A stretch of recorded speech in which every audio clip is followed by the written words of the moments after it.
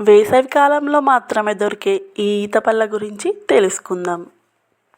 ఇందులో మనకి B vitamin, C vitamin, calcium, iron, అదేవిధంగా ఫోలిక్ యాసిడ్ అయితే ఉంటాయి. ఈ ఈత పళ్ళు తినడం వల్ల కలిగే లాభాల గురించి తెలుసుకుందాం. ఈ ఈత పళ్ళు తినడం వల్ల మనకి ఒంట్లో ఉన్న వేడి తగ్గుతుంది. అలాగే మన జీర్ణ వ్యవస్థ కూడా చాలా వరకు మంచిగా మెరుగుపడుతుంది. ఈ ఈత పళ్ళు తినడం వల్ల రక్తహీనత అనేటువంటిది తగ్గుతుంది.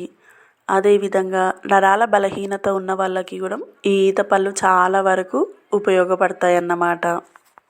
అల్జీమర్స్ వ్యాధి అనేటువంటిది రాకుండా ఉంటుందన్నమాట ఈ ఈత పళ్ళు తినడం వల్ల. అదేవిధంగా మనకి ఎనీమియా ఉన్న వాళ్ళు కూడా ఈ ఈత పళ్ళు తింటే చాలా మంచిది. ఈ ఈత పళ్ళలో పీచు పదార్థం ఉండడం వల్ల మనం ఇవి తీసుకుంటే మలబద్ధకం సమస్య అనేటువంటిది పోతుంది. మనకి ఈ ఈత పళ్ళు ఓన్లీ వేసవి కాలంలోనే దొరుకుతాయి కాబట్టి వీటిని అయితే ఎండబెట్టుకొని సంవత్సరం అంతా కూడా వాడుకోవచ్చు అన్నమాట.